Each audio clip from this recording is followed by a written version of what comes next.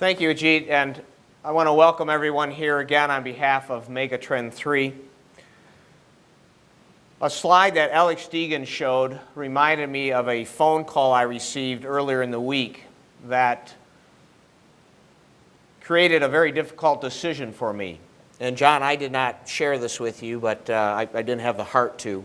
I received a call from a friend of mine that had 2 tickets to the NCAA tournament today in his company's private suite. So on behalf of John and I want to, again, we're delighted to be here on behalf of Megatrend 3. Did that sound sincere? Yeah. Okay, good. I like that. Well, let me take this opportunity to introduce members of our Megatrend 3 team. We've been meeting for about the last month and a half on a weekly basis to get to know one another, to also begin to frame the tasks that we had ahead of us. And we've also been actively engaged with the other megatrends and the other cross-cutting units within the Global Center. So if I may, we're delighted to have Ritu in her spare time agreed to join our team. So we're looking forward to her active engagement. We also have Gretchen Neisler, who is the director of the Institute of International Agriculture. Thank you, Gretchen. Dr. Randy Showerman. Randy, please acknowledge yourself. Director of the Institute of Agricultural Technology and a faculty member in CARS. We have Dr. Eva Almenar. Is Eva here today? There she's coming. She's making her grand entrance. Hello, Eva. Eva's with the School of Packaging. Dr. Kirk Dolan with the Department of Food Science and Human Nutrition and Biosystems and Ag Engineering. We have Mary Van. Is Mary still here? Thank you, Mary. Mary is a research assistant with the Institute of Agricultural Technology. We have a number of graduate students. Aisha Razak. Aisha, thank you for all your help. We have John Bonnell with the College of Education. Aisha's also with the College of Education. We have Lucas Hill, also with the College of Education. We have Sarah Seeger, an undergrad who is actually finishing her degree in Women and Gender Studies, and she's been doing quite a bit of background research for our team. And then we've been able to engage the last 2 days with our other partners. In particular, Chuba Jamir has been active with our Megatrend 3 meetings, and Emmanuel Babatunde from Lincoln University. We've also identified faculty from Sokowini, and we have had discussions with Wageningen specifically around the stakeholder engagement. So we're truly making this the broad vision and multidisciplinary approach that I think we all envision. I want to start out first by reminding all of us of the cross-cutting core tenets within the global system. Those of gender access, gender equity, the use of innovative solutions and innovative technologies, the multidisciplinary approach that all of us are taking and embracing.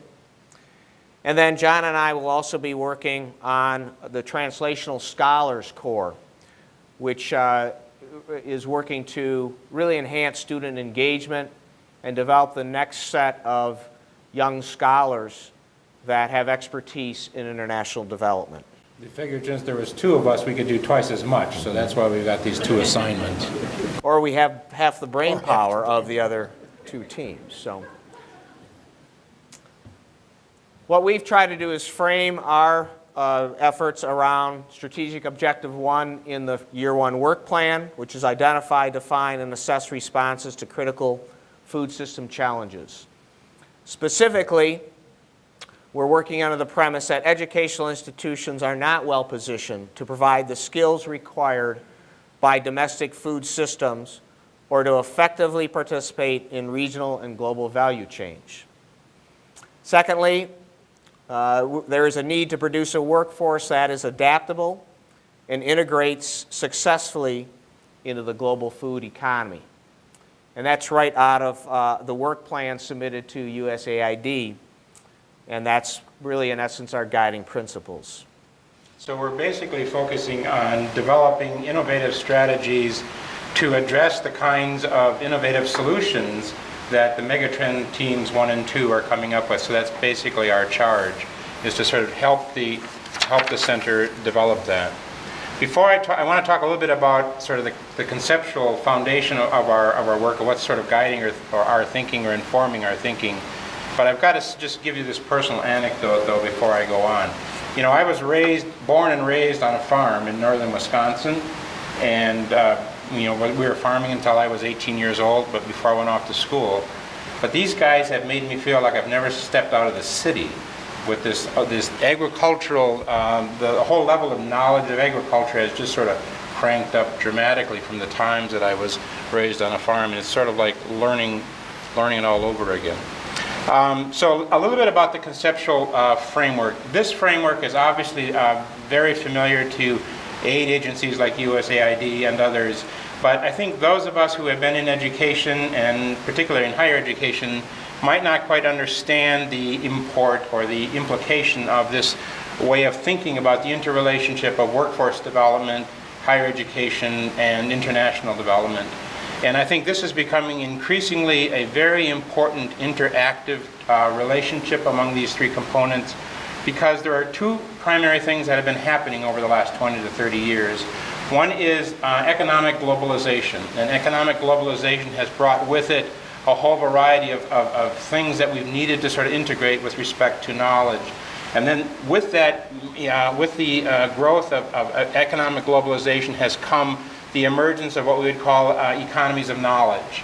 And so increasingly we talk about becoming knowledge societies, dependent on knowledge. And so it's very, very important for higher education to position itself in direct relationship to both workforce development and international development, so that it can be of more of assistance in a relationship in that regard. Our work is also grounded in a notion of change, and you think, duh. What is he got a firm grip on the obvious here? Because we've been talking about change all morning, right? But what we're really talking about here is thinking about the profound implications that the work of the Megatrends 1 and 2 are going to have for workforce development systems in the developing countries that we're working with, as well as the educational institutions. So these are not going to be piecemeal, ad hoc mandate kinds of changes that are going to be demanded of these institutions and of a workforce development, but they are going to be quite profound structural transformations. And so we're talking about a kind of change here that Steve was alluding to just a little bit ago when he was talking about the implications of Megatrend 2, and that is this profound effect on change in attitude, dispositions among individuals.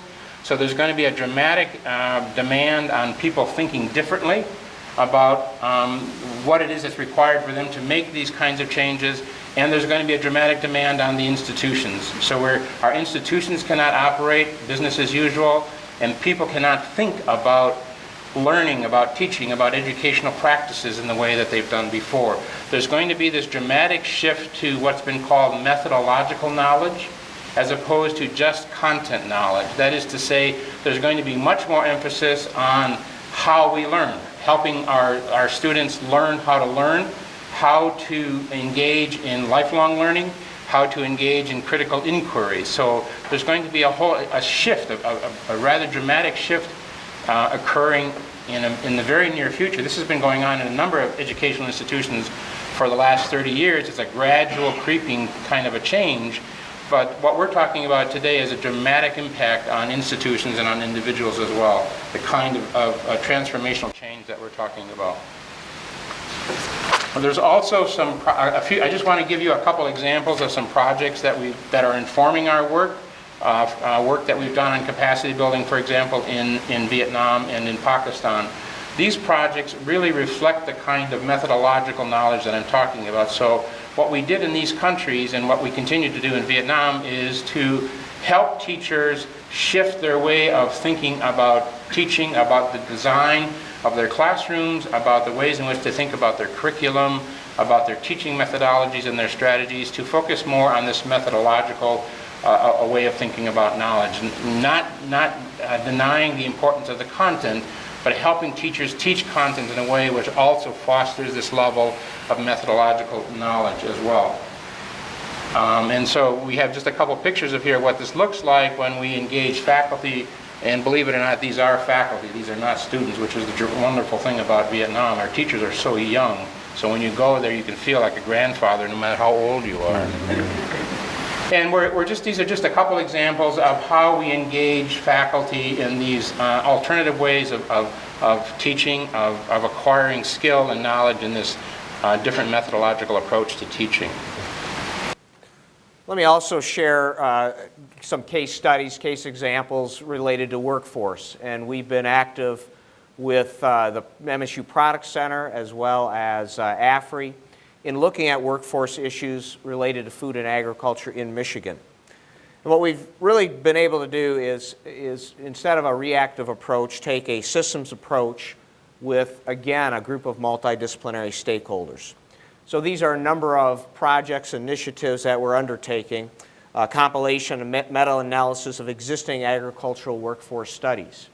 And unlike other sectors of the economy, there really is a lack of information related to workforce needs in food and agriculture. One of the things we recognized early on as we began to work with stakeholders is the need for standardized job profiles, particularly for the technical and production careers in Michigan agriculture. So we're working very closely with the private sector to identify jobs that they have available and how we might reclassify these jobs so there is some level of standardization. We're looking at, in a number of communities, a map of underutilized assets that may be repurposed to enhance the productivity of Michigan food and agriculture. And of course, we're seeing a rebound in the automotive sector in Michigan, but there still is a significant amount of infrastructure left over from really the booming days of automotive prior to some of the efficiencies they're experiencing today. So we have warehouse space, we have logistics, we have a number of things, particularly in our urban areas, that can be repurposed for the agriculture and food segment. We're also looking at best management practices for the recruitment of the next generation of talent. So while not directly involved with the international aspect, we feel strongly that many of these same systems approaches will work on an international level. Within Megatrend 3, we have now then identified 2 overarching questions that we'll be tackling. What capacities need to be developed within the existing education system and structure, including higher education, continuing education, and vocational or technical education, to effectively implement the solutions identified from not only the first 2 megatrends, but also the work that we'll do in this megatrend. And I think it's important to understand that we see higher education as a key driver for all of this, but when we look at the workforce in any of these systems, the bulk of the workforce is not coming out of higher education, nor does it need to come out of higher education. It's really more at the technical level, and that's where some of the disconnect occurs. We're also looking at what structural changes and new linkages are needed in the workforce development system within developing countries to meet emerging needs and implement solutions for the continued growth and expansion of the agri-food industry at local, regional, national, and multinational levels. And this not only includes working with large multinational private sector firms, but also the small farm holders within country, as well as the public sector in the creation and management of policy, and then those agencies that may be charged with economic development or workforce development. And again, we see a model where higher education systems within these countries can be a primary driver in facilitating this activity. So as we move forward with the work in year 1, we're going to be focusing on on trying to identify and describe more fully what's possible in terms of innovative practices, but also what is. And so we're going to be putting a fair amount of emphasis on assessing the contexts, particularly with respect to higher education. We're going to be looking at policy, the current policies and policies that directly influence and shape the practice of higher education within given regions, organizational structures, practices, and cultural contexts that are shaping and influencing the nature of educational practice in those varying countries. These are all sort of conceptual sounding, sort of heady things, but when you're on the ground, they take on very real consequences. For example, in the work that I've done in Vietnam has absolutely convinced me how terribly important it is to respect the Confucianist culture in which much of educational practice is embedded. And even as we try to sort of move teachers to embrace a more a methodological way of thinking about knowledge, we also have to be quite cognizant of how that might be influencing and shaped by, and how they might be shaped by this Confucianist knowledge that they have. And so there's all kinds of really important issues that we need to just sort of ferret out. Another example would be with respect to policy. We know, for example, again from the work in Vietnam, that the ministry is in many instances interested in pushing decision-making down a little bit to the universities within the country. This is a sharp departure from what has been in the past, when they've had a sort of a dramatic control over most of these kinds of curricular and organizational questions. But so that's the educational policy. But then what does that look like at the local level when people are not used to assuming authority, when they're not used to taking charge of these kinds of decisions? And so there's lots of these kinds of really nitty-gritty sorts of questions that need to be looked at carefully in terms of what actually is happening on the ground. We also, as we've worked over the last several months, we've become, as Tom indicated, increasingly cognizant of the role that education that's not necessarily directly located within institutions of higher education will play in many of these instances, in the ways in which they might be actually the delivery mechanisms for the kind of innovative problem-solving solutions to the innovative problems that innovative solutions to the problems that we've been talking about all morning. So you have a fair amount in varying levels of elaboration with respect to informal and non-formal educational programs. And there are a number of community colleges or community college-like institutions in different countries that are working to provide short-term training for farmers, for example, in the fields. And so there's a number of these kinds of non-academic, non-credit-oriented programs that we're also going to be wanting to pay close and careful attention to. And of course, industry-based training and practices as well. What's going on within industry itself in terms of furthering these kinds of practices. And a couple examples again of what we're talking about with respect to these non-formal programs. In Sokwini we have an example of this wonderful program for poor women entrepreneurs, where they were trained to use basically solar light to light. Terry. To light, or I'm sorry, this was Terry. We had Sokwini coming up. Sorry, can't read. So they're training the women with the use of these lamps that they're able to take back to their villages and to provide light for their families, for their children to study, and so forth and so on. And Sokwini has a number of different kinds of opportunities on this non-credit or informal, non-formal education as well. And these are just a couple examples with the Institute for Continuing Education, Ag Extension, which provides outreach work to farmers, as well as departmental outreach going on at individual departments. So the non-formal picture within the higher education unit becomes increasingly complex as well.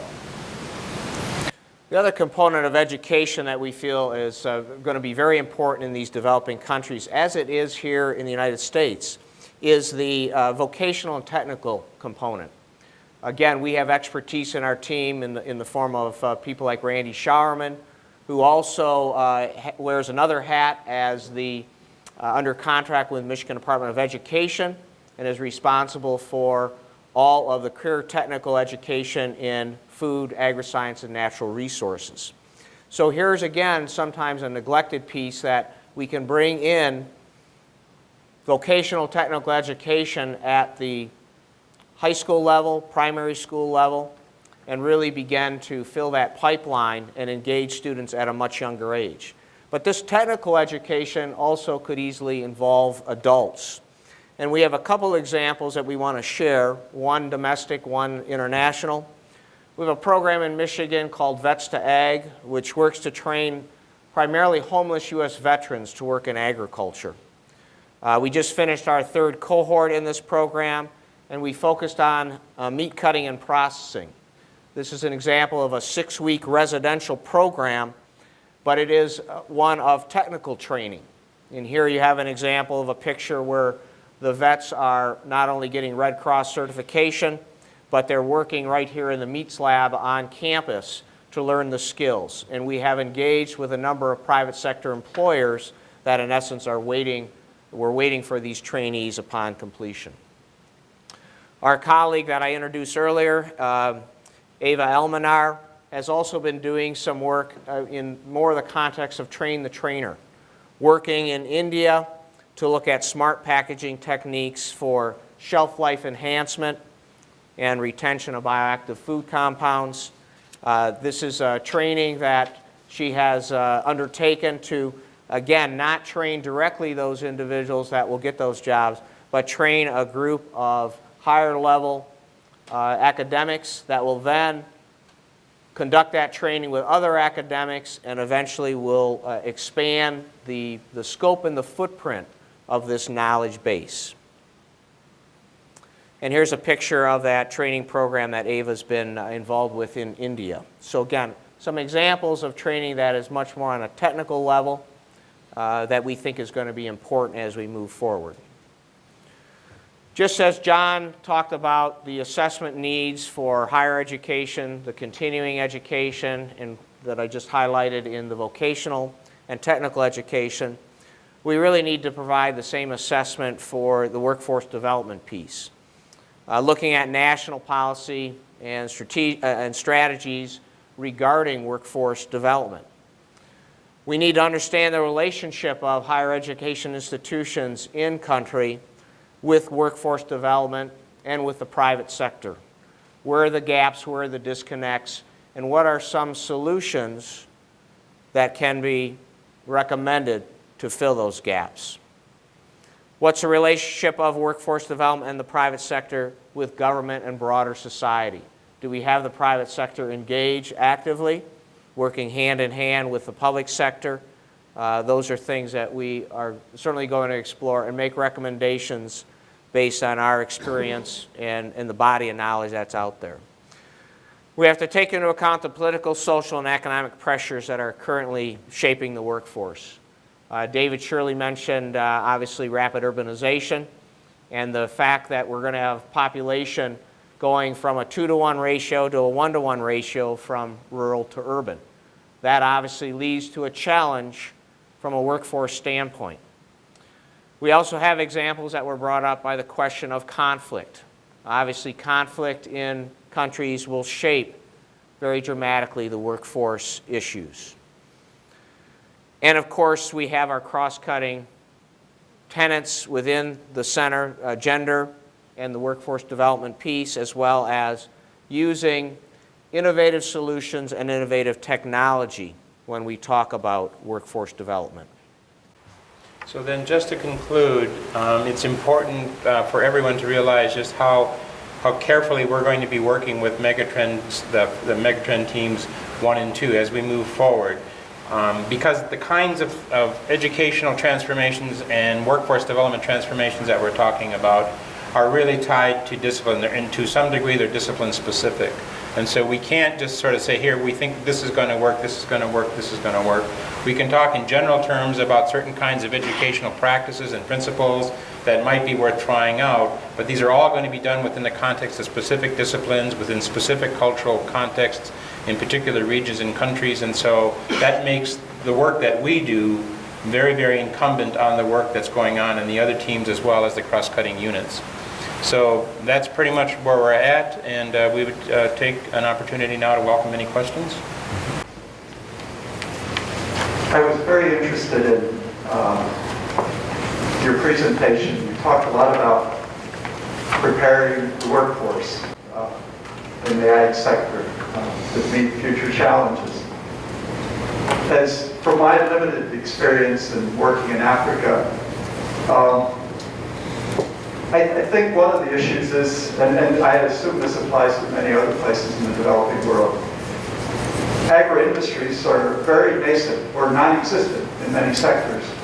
And you made no mention of development of that private sector, new business development. You never mentioned entrepreneurship, for example, developing entrepreneurial skills in young people. Is this part of your thinking or part of your research agenda? Yeah, let me just respond, and John may have some comments as well. And I think David was asked the same question when we look at the opportunity to engage with entrepreneurial activities. I think that has to be a critical component. And we're seeing that same thing here domestically. We're undertaking a fairly large food processing initiative, recognizing that when you add value to product, you oftentimes create more jobs than are available just on the production side. So we certainly didn't intend to gloss over that or ignore that. From my background, which is primarily private sector, I think that has to be a key component as we look at workforce development, because in my world, we don't separate workforce development from economic development. I think they have to walk hand in hand, and really in order to do that, and that's why we're pleased to have Eva on our team, Kirk Dolan, because they're bringing some of the post-harvest knowledge that can be adopted even at the small farmholder level. So I think we'll see certainly move in that direction. We really didn't focus on any particular content or particular set of competencies or skills in our talk. And the reason why we didn't do that is because we really don't know for sure, right? So we can imagine that entrepreneurship is going to be a really important piece of the sort of competency as we move forward. But we need to know more specifically how that plays out within the particular megatrends that we heard earlier this morning. So sure, I think entrepreneurship is going to become part of what it is that we'll eventually be trying to pilot and to help develop. But along with a number of other things, it's probably going to take several different other kinds of competencies as well. So for an example of that is the work that we were doing again in Vietnam. There was a push to develop agribusiness and aquaculture, aqua businesses while we were there. But there was a push to develop these businesses with no clear idea of what the problem was. Right? And so until we get really clear about what the problem is, it seems a little bit premature to sort of move forward on specific educational or workforce development interventions. Just a comment similar to the conflict question earlier. One of the other development labs is focusing specifically on entrepreneurship at Duke. So I think this will be another opportunity for us to link together the network of the HESN development labs regarding entrepreneurship especially. Thank you. Reggie.